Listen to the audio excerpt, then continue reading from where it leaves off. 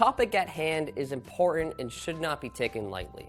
We are talking about plagiarism. While I doubt it, but maybe you got here by cheating in high school. In the unlikely event that this was the case, make no mistake, cheating of any kind is not tolerated at all on this campus.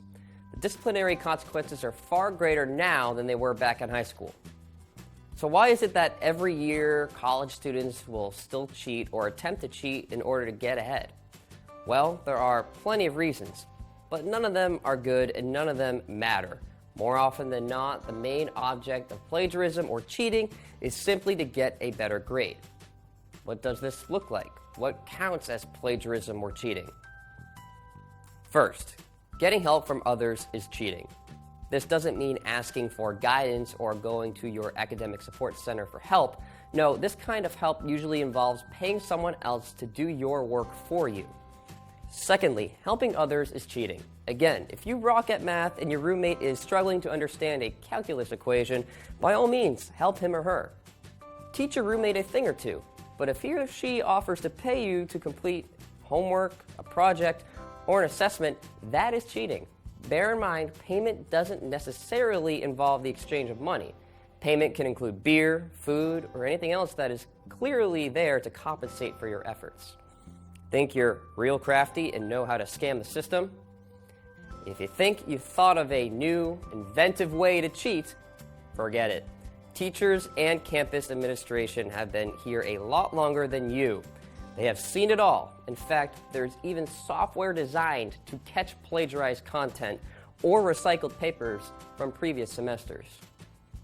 You cheated and got caught. Big surprise. Now what? The consequences associated with cheating or plagiarism can include the following. Best case scenario, you get a 0 on the assignment or assessment. Next best, you fail the class, regardless of your performance and grade up to this point. It gets worse. You may be placed on academic probation, something all your professors and faculty will be made aware of. And then, there always is the possibility of suspension from school or even expulsion. No matter what, if you're struggling to understand a course, falling behind, or just not performing well for whatever reason, cheating is not worth it. If expelled, for example, you'll have a hard time enrolling elsewhere and completing your education. Imagine the embarrassment of telling your friends and family why you have to leave school, never mind the wasted expense.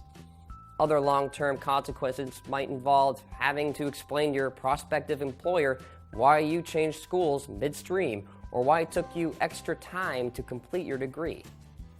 Despite all the warnings and advice, you will still see your peers plagiarizing work or trying to cut corners by cheating. Some of them might even be close friends. Remember, you're judged by the company you keep, regardless of whether or not that's fair. Stay out of situations where you could easily be implicated. So how can you avoid plagiarizing? Some students are so worried about the plagiarism that they obsess about the possibility of accidentally plagiarizing without realizing it. Here are a few easy ways to avoid plagiarism and keep out of hot water. Cite your references properly. Go to the Writing Resource Center on campus and ask for help. Try using a plagiarism checker, and most importantly, start working on your assignments early so that you don't have to rush and consider cutting corners in order to complete your work. Don't forget, you're in college for a reason.